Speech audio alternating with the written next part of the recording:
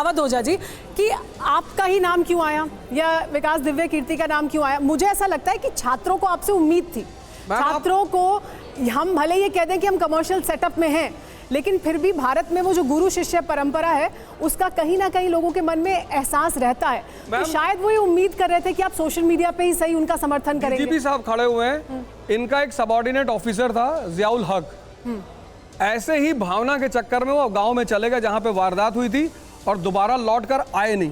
हत्या हो गई। इन्हीं आप मेरी बात सुनो पहले, मेरी बात सुन लीजिए। एक ये यहाँ कह रहा हो ना, ये तो अच्छा ठीक है नहीं ऐसे नहीं सारी एक एक करके अरे ऐसे नहीं सारे एजुकेटर्स आए थे। कौन बैठ के लड़ रहा है तुम्हारे लिए? एक आदमी बोलिए, एक किसी ने आवाज उठाई? किसी एजुकेटर ने एक मिनट मेरी बात सुनो पहले। किसी एजुकेटर ने आवाज उठाई कि नहीं किसी एजुकेटर ने आपके पास माइक नहीं है, उनको बोलने दीजिए, काउंटर नहीं करिए। तो लिसन कर रहे हैं। क्या बात कर रहे हैं आप? नहीं, हम तुम्हारा विरोध कर रहे हैं के बारे में हम बताएंगे। हाँ। नहीं करिए ये। क्या नहीं हम ही कर रहे हैं? अवध जी आपका सवाल को एड्रेस करिए। आप उनके साथ ऐसे कॉन्वर्सेशन में होंगे तो फिर वो मुश्किल हो जाएगा। कॉन्वर्सेशन नहीं करिए, सवाल करके जवाब सुनिए। जी अवध जी जवाब दे दीजिए। मैं अगर तुम्हारे समर्थन में नहीं उतरता, मैं आता वहां 5 मिनट बैठता फिर चला जाता, तो तुम बहुत खुश हो जाते। मैंने अगर आवाज उठाई सारी नेशनल मीडिया चैनल पर कि रेगुलेटरी बॉडी बनाओ, मैंने कहा 200 स्टूडेंट की लिमिट तय करो, मैंने कहा फीस रेगुलाइजेशन करो, फीस अनलिमिटेड मत बढ़ाओ, रेंट की बात मैंने कही, किसने और कही बताओ जरा हमें। ठीक है, रुकिए, बाकी लोगों को भी शामिल करते हैं सर।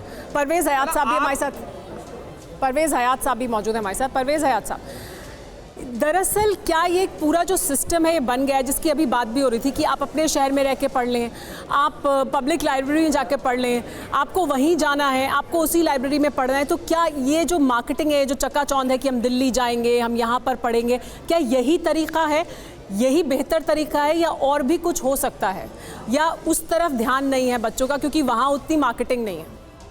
ये बिल्कुल सही बात है, आप इकोसिस्टम की बात कर रहे हैं। तो मैं एक national association of civil services है, उसका मैं एडवाइज़र हूँ 10 साल से, जब मैं IG and additional DG till date. तो उसमें सबसे ज़्यादा आपने देखा होगा झारखंड और बिहार में जो बच्चे पैदा होते हैं तो उनको बचपन से सिखाया जाता है कि आपको IAS IPS बनना है, बाकी सर्विसेज के बारे में लोग नहीं जाते हैं। तो सबसे ज़्यादा बच्चे वहाँ के आते हैं। तो हम लोग कुछ ऑफिसर्स हैं रिटायर्ड एंड सर्विंग, हम लोग उनको देते हैं कि आपको कैसे तैयारी करना चाहिए। कोचिंग सिस्टम जो है ये बिल्कुल एक करप्शन है, मार्केटिंग की वजह से आपको इसमें अट्रैक्ट किया जाए, आप विक्टिम हो रहे हैं, you are facing the double victimization कि आप इनसे मार्केटिंग की वजह से। आप बताइए लखनऊ जो लड़के जो नेशनल एसोसिएशन झारखंड और बिहार के लड़के सबसे ज़्यादा जो आ रहे हैं उसमें 80 से 90% वो बच्चे हैं जिनको कोई मत वास्ता नहीं कोचिंग से। क्या वो करते हैं? जो कुछ विज़न की टेस्ट सीरीज़ है, सिर्फ एक ही एडवाइस में हम लोग करते हैं कि आप टेस्ट सीरीज़ लीजिए।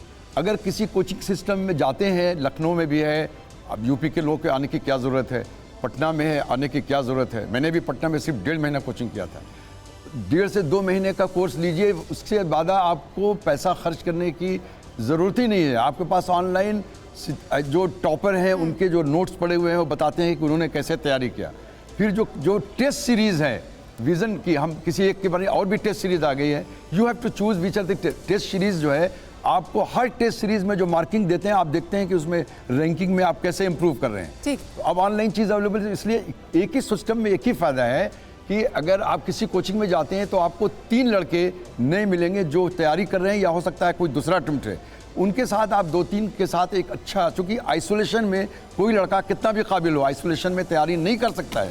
उसके लिए ज़रूरी है कि 2-3 बच्चों का एक ग्रुप हो ताकि वो दिन भर में जो आप पढ़ाई करें, आजकल तो आप ऑनलाइन भी बात कर सकते हैं वीडियो पे व्हाट्सएप से, भाई आपने इकोनॉमिक, कोई somebody is very good in economic, somebody is very good in general studies, फिर उनसे आप अपना इन्फॉर्मेशन शेयरिंग करें। तो परवेज हयात जी आप ये कह रहे हैं कि दूसरे तमाम विकल्प हैं, दूसरे तमाम रास्ते हैं और तैयारी के लिए और बहुत से तरीके हैं। अब तो ऑनलाइन ऑफलाइन दोनों तरह की क्लासेस भी हैं, ये तमाम विकल्प हैं, लेकिन उसके बावजूद इतनी बड़ी संख्या में क्योंकि छात्र यहाँ आते हैं तो फिर जाहिर सी बात है, अगर इतनी बड़े संख्या में लोग आएंगे, इतनी सप्लाई होगी, डिमांड और सप्लाई का पूरा जो फॉर्मूला है वो उस पर लागू हो जाएगा। सर, लेकिन कुछ छात्र कुछ कहना चाह रहे थे, उनकी बात ले लेते हैं वो बीच में। अब जी बताइए। हम सारी बातें सुन लेंगे, हम सिर्फ इतना बोल रहे हैं कि जब हम यहाँ आएंगे किसी भी को हम आपकी बात सुन लेंगे। हम सिर्फ इतना बोल रहे हैं हमें बेसिक फैसिलिटीज़ और सेफ्टी चाहिए यहाँ पे। हम यहाँ पे आएंगे पढ़ने के लिए, हमें आना पड़ेगा। हम गाँवों से आते हैं, घर पे इतना फैसिलिटी नहीं होगा, हमें यहाँ आना पड़ेगा। हमें यहाँ रिसोर्सेज चाहिए, सीनियर्स के नोट्स चाहिए, ऑनलाइन मिल जाएगा मानना, पर जो पीयर ग्रुप्स बनेंगे ठीक है, मतलब यहाँ आए तो यहाँ सुविधाएं मिलनी चाहिए, बेसिक सेफ्टी इंश्योर होनी चाहिए। अबे ओझा जी, ये तो उनके बेसिक डिमांड है ना, ये तो होना ही चाहिए। मैम इस बार एक लड़की आई है, IAS क्वालिफाई किया उसने, तृप्ति सिंह, मेरी जूनियर भी है, मेरे स्कूल से है, और उसने सारी तैयारी गोंडा जैसे छोटे से 3 टियर शहर में रहकर उसने तैयारी की है। इनकी बात एकदम जायज़ है, हमें एक माहौल चाहिए, नोट चाहिए। आज के इस ज़माने में मैम ऐसी कोई चीज़ नहीं है। दिल्ली एक बहुत बड़ा सेंटर है, पर इंदौर, भोपाल, लखनऊ, पटना ये भी कम अच्छे सेंटर नहीं है मैम। जो आइसोलेशन की बात उठती है कि हमें, मैं तो ये कहता हूँ कि जिनके घर, कुछ लोगों के घर ऐसे होते हैं जहाँ वाकई में वो घर में रह के नहीं पढ़ सकते। बिजनेसमैन का घर है, ब्यूरोक्रेट का घर है, पॉलिटिशियन का घर है, ऐसे घरों में लोग नहीं पढ़ सकते। दिन ब दिन लोग आते जाते रहते हैं, उनका निकलना मजबूरी है, लेकिन हर आदमी का निकलना मजबूरी नहीं है मैम। जी जी जी। सर 2 क्वेश्चन है मेरे। पहले आपने ये बोला कि ऑनलाइन सिस्टम अवेलेबल है, but sir at the same time जो फैंटेसाइजेशन करते हैं ना UPSC का, जैसे एस्पिरेंट सीरीज़ हो गया, कुछ भी हो गया, मूवीज़ निकलती है, तो इससे लोगों को ना इंस्पिरेशन मिलता है कि हम आएंगे, हमारा ऐसा माहौल मिलेगा, ऐसी मेरी लाइफ स्टोरी होगी। जैसे अभी 12th फेल आया, आपने देखा वो मूवी, तो वैसे एक फैंटेसाइजेशन होता है कि लोग वहाँ जाके पढ़ेंगे तो ऐसा हो जाएगा। फैंटेसाइज क्यों? अभी सर ने क्या कहा? एंड सर सेकंड चीज़ ये है, आपने बोला कि ग्रीवांस रेडिसल होना चाहिए, कोचिंग में आप कंप्लेन कीजिए, बट कोचिंग वालों के ऊपर हाथ किसका होता है? एडमिनिस्ट्रेशन का होता है, पॉलिटिशियन का होता है, तो जाएगा किसके पास? सर ये बड़ा सवाल है सर कि कोचिंग वाले सुन कहाँ रहे हैं, शिकायत तो सब कर रहे हैं ना। जी एक एक करके सबके सवाल लेंगे, सबके सवाल लेंगे। एक मिनट, हर तरफ जाता है करप्शन, हर तरफ होता है। कोचिंग में शिकायत करने के बावजूद सुनवाई नहीं होती है, वो कहते हैं आप चले जाओ, क्योंकि उनको डर नहीं है ना।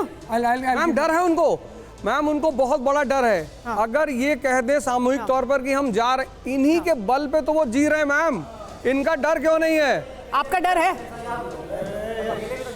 मैम सर सारा ओनस हम पे डाल रहे हैं। मैं एक एक करके माइक आएगा आपके पास, मैं सबके सवाल लूंगी, मैं सबके सर जो सवाल माइक से आएगा उसी का जवाब दीजिए।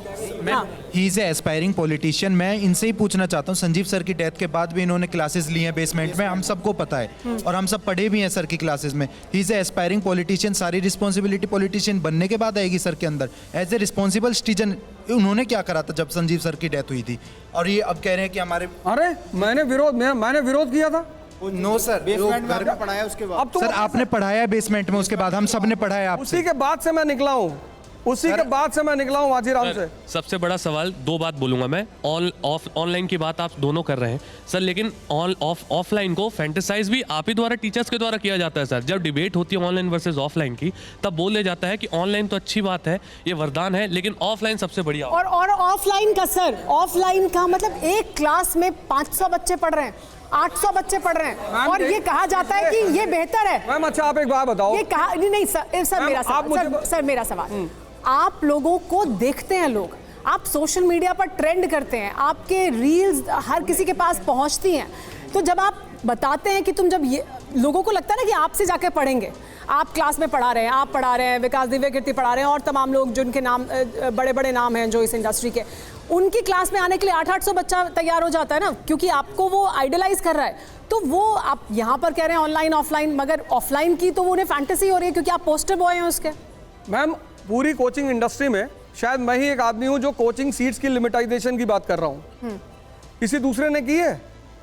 मैं कह रहा हूं मैम, मैं कल पिछले 3 दिन से मैं उनको भी सुनेंगे ना, सर को भी तो सुनेंगे, सर को भी सुनेंगे ना। और जब तक रेगुलेटरी बॉडी नहीं बनेगी मैम, जब तक कोचिंग इंडस्ट्री की रेगुलेटरी बॉडी नहीं बनेगी, ये समस्याएं चलती रहेंगी, क्योंकि इनकी समस्या सुनेगा कौन? जब तक एक रेगुलेटरी बॉडी आप सुनेंगी, आप चलिए आज एक कांड हो गया, आप उसे शो कर रही हैं, हम यहाँ खड़े हैं, ये प्रोटेस्ट कर रहे हैं, फिर उसके बाद इनकी परेशानियां, जैसे उस लड़के ने अभी कहा कि हम सामूहिक तौर पे नहीं जाएंगे, तो इंडिविजुअल तौर पे तो किसी बॉडी के पास ही जाएंगे ना। तो सबसे बड़ी डिमांड, सबसे बड़ी आवश्यकता इस वक्त की क्या है? एक रेगुलेटरी बॉडी जो कोचिंग इंडस्ट्री को रेगुलेट करे। तो आपके मुताबिक रेगुलेटरी बॉडी हो और वो इन तमाम मुद्दों पर ध्यान दे। कितनी फीस वसूली जाती है? कितनी फीस वसूली जाती है? मैंने शब्द का इस्तेमाल किया था तो ओझा जी ने कहा वसूला मत बोलिए, लेकिन कितनी फीस देते हैं आप? मैम फीस 1.5 लाख से ज़्यादा है। कम से कम 1,85,000 GS की चली जाती है, 15,000 चली जाती है CSET की, 60 से 70 हज़ार आप ऑप्शनल की लगा लीजिए, टेस्ट सीरीज 20,000, अगर मेंटरशिप लेनी हो तो 50,000। मेंटरशिप में क्या होता है? मैम मेंटरशिप में होता है कि पर्सनल गाइडेंस होता है, बट मैम प्रॉब्लम ये है कि सबने बोला कि ऑनलाइन सोर्सेज बहुत सारे अवेलेबल है। मैम हर सब्जेक्ट को लेकर के इतने सोर्सेज अवेलेबल है ना कि एक पर्सन जिसका कोई बैकग्राउंड नहीं है ना, वो समझ नहीं पाता कि राइट रिसोर्स वो कौन सा पिक करे, उसे समझ नहीं आता। ठीक है सर, ये फीस कौन तय करता है? यानी जितना बड़ा टीचर, सुपरस्टार टीचर, उसकी उतनी ज्यादा फीस, कोई लिमिट है? ये इंडस्ट्री, ये कोचिंग का ओनर तय करता है।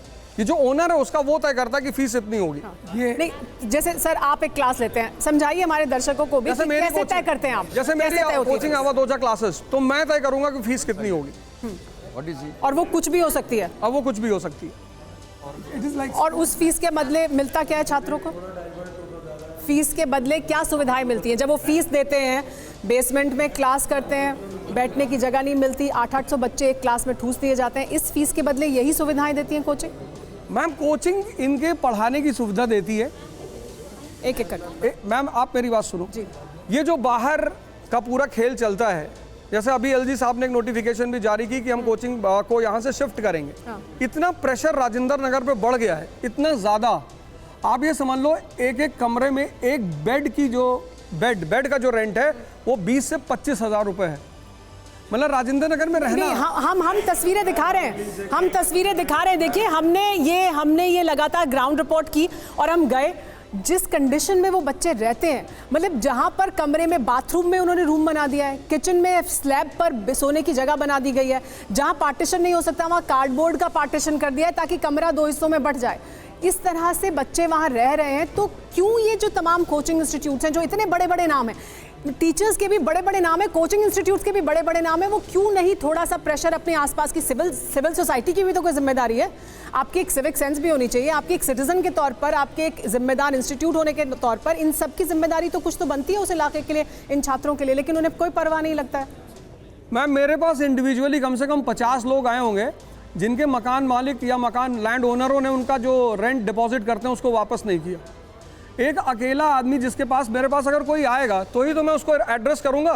कई बार ऐसे केसेस हुए हैं कि आदमी आया, एक दिन उसने क्लास की, फिर उसे वापस जाना है कि हमें नहीं रहना, लेकिन लैंडलॉर्ड ने पैसा जो डिपॉजिट ये लोग करते हैं, जैसे मान लीजिए 1 महीने का रेंट है 20,000, तो 2 महीने का डिपॉजिट 40,000, तो 40,000 डिपॉजिट आज इन्होंने अगर डिपॉजिट किया है और कल ये जा रहे हैं तो 99% केसेस में इनकी डिपॉजिट वापस नहीं मिलेगी। ये हमने दिखाया, ये हमने कल दिखाया कि कैसे जब आता है छात्र तो उसे 3 गुना पैसा देना पड़ता है, ब्रोकरेज भी देनी पड़ती है, किराया भी देना पड़ता है, रूम रेंट भी देना पड़ता है, और अगर वो कह दे कि मुझे सही नहीं लग रहा, चेंज करना है, तो सब मारा जाता है वो पैसा। सहारनपुर का एक लड़का आया मेरे पास, एक छात्रा ने सुसाइड किया और उसने सुसाइड नोट में लिखा, यहाँ पर मौजूद है, ये यहाँ पर मौजूद है छात्रा। हमने इसको भी कवर किया था क्योंकि पहले दिन से, जिस दिन से ये स्टोरी ब्रेक हुई है, मैं लगातार ग्राउंड जीरो पर रही हूँ, और सिर्फ वहाँ नहीं जहाँ प्रोटेस्ट हो रहा है, हम एक एक घर में, एक एक कमरे में हम छात्रों से जाकर मिले, जहाँ वो खाना खाते हैं वहाँ गए हैं, जहाँ वो रहते हैं वहाँ गए। ये छात्रा यहाँ मौजूद है, इनके ही ये बेसमेंट में रहती है। मैं बता दूं आपको, बेसमेंट में, हम लाइब्रेरी की बात करें, बेसमेंट में 4 कमरे हैं और उसी बेसमेंट में एक छोटा सा किचन भी है जिसमें सिलेंडर भी रखा हुआ है। जिस बेसमेंट में लगातार पानी भर रहा है, उसमें जो जीने के नीचे की जगह होती है, जिसे आमतौर पर लोग अपने शूज रखने के लिए घर में स्टोरेज के तौर पर बनाते हैं, वहाँ एक लड़की रहती है और पढ़ रही है। बताइए क्या हुआ था? तो ऐसा था कि देखिए, हम ये तस्वीर दिखा रहे हैं इनके रूम की भी और उस बेसमेंट की भी, और यहीं पर एक लड़की ने सुसाइड किया और उसने लिखा कि मैं ये जो नेक्सस है ब्रोकरेज का, किराए का। जी बताइए।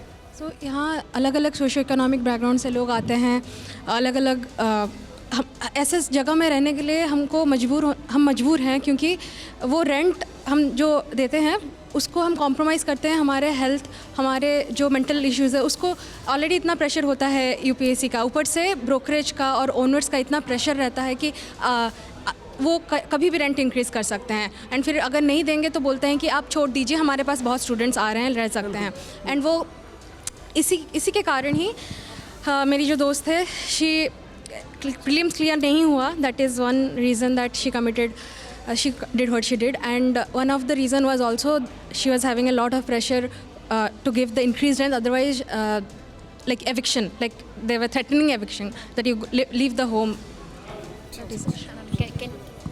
सो मैम सर सबने बोला हमें कि ऑनलाइन हम लोग को हड़ताल या फिर कुछ जो भी करना है पोस्ट कर सकते हैं ऑनलाइन, प्रोटेस्ट कर सकते हैं ऑनलाइन.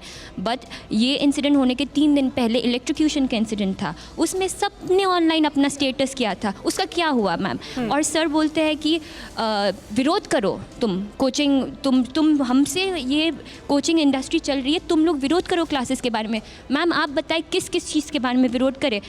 रास्ते में चलते कुत्ते होते हैं उसके लिए विरोध करें, या फिर उसके आगे जाते इलेक्ट्रोक्यूशन होता है, पानी सड़क में होती है, लैंडलॉर्ड का ब्रोकर्स का नेक्सस चल रहा है, खाने के लिए अच्छा नहीं मिल रहा है, कोचिंग जा रहे हैं वहाँ पे कुछ समझ में नहीं आ रहा है, किस चीज़ों का विरोध करें?